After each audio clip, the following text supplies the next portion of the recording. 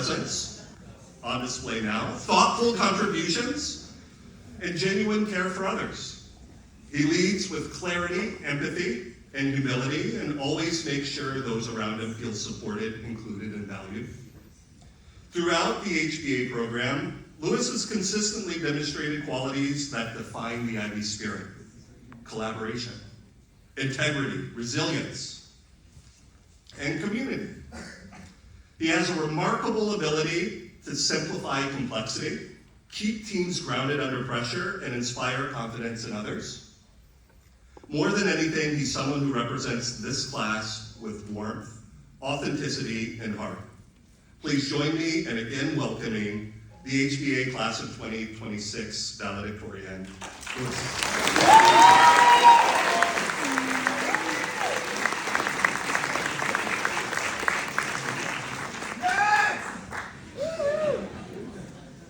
Thank you for those kinds of words. They're quite touching. Opportunity. Defined by Cambridge Dictionary as a situation or occasion that makes it possible to do something you want to do. What an opportunity we have today.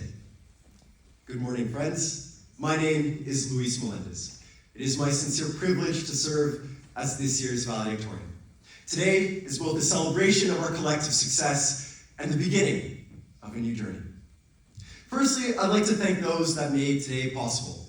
Dean Julian Birkinshaw, whom we wish a speedy recovery, Associate Dean Mavsnevsky for your leadership, the faculty and support staff for their tireless work, and the friends and family gathered here today. None of this would have been possible without you. And to you, my friends, my dear class, congratulations on one incredible journey. While preparing for this speech, I came across a Financial Times article. It named Ivey the #1 business school in Canada. It went on to talk about the high starting salaries, the strong job placements, and the impressive research. But what stood out was this. The school ranks #1 in the country for alumni network strength, demonstrating the enduring connections graduates maintain and the support they provide one another throughout their careers. I asked myself, how did this school create such a tight-knit, vibrant network? And the answer lies in opportunity. First, students earn the opportunity, then we capitalize on the opportunity, and after, we create new ones. When it comes to giving opportunities, Ivey gives those from unconventional backgrounds a chance. I can attest to that. You see, when I graduated high school, I took a bit of an extended gap year. As a matter of fact, I took 4 of them. I wasn't much of an academic. Instead, I wanted to fly jets in the Air Force. Ever since I was little, my entire world revolved around airplanes. There was no version of the future where I wasn't in the cockpit. Until that is, the recruiters told me, listen, kid, you don't have the eyes for it. I had no plan B, no other option, no other university application, nothing. Over the next few years, life threw its many curveballs at me. What little money I'd saved for flying on my own was used to help at home. The thought of ever going to university didn't even cross my mind. During that time, I worked at a greenhouse company, fixing everything from conveyor belts to learning the complexities of picking tomatoes. It was the only world I knew. One day, I was called into an executive's office. Thinking I was in trouble, I was surprised when she said, Luis, you don't belong in this greenhouse forever. You need to go to university. I want you to apply to Ivey. I knew little about business school, and I worried about the cost. I also wondered if I was too old to do an undergrad, considering most of my friends had already finished theirs. The more I learned about these places, the less likely it seemed I'd get in. And at first, I was right. The first school rejected me over my grades. Another one took the time to write a letter explaining all the reasons I wasn't good enough. And that hurt a lot. I didn't think this farmer would ever get his chance. That is until I got an email. Congratulations, you've received AO at Ivey. It was this school, the country's finest, that saw the merit in my experience. It was this school that saw the value in giving me an opportunity. Now, you might think my story is remarkable, but the remarkable thing is that it isn't.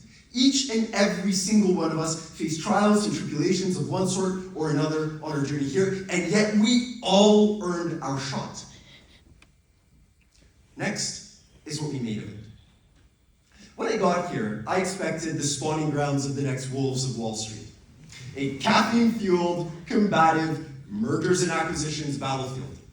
And while I had more than my fair share of caffeine, the environment was anything but.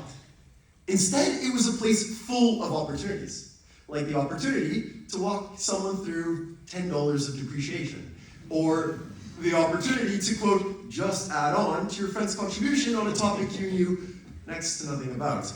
Or in my case, the opportunity to not panic when you forgot to update Exemplify 2 minutes before an exam. I did that a few times, actually. What's more important is I saw his friends made the most of chances that came their way. Teaching overseas with Leader, redefining the case competition club, expanding mentorship at WIC, hosting incredible events at the sports leadership or fashion and retail clubs, or entirely new ventures like Live Mock AI or Emerald, or perhaps just making a new friend. Every single day, we charged forward. Between the late-night Uber Eats orders during our 48s to dragging ourselves to class after a series of late-night adventures at Delilah's, we were always there to encourage one another. I remember one day, as me and a couple section mates were sitting around a table.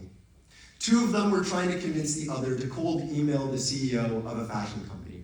Pointing to her stellar research in the field, they mentioned that any CEO would be more than happy to hear her out.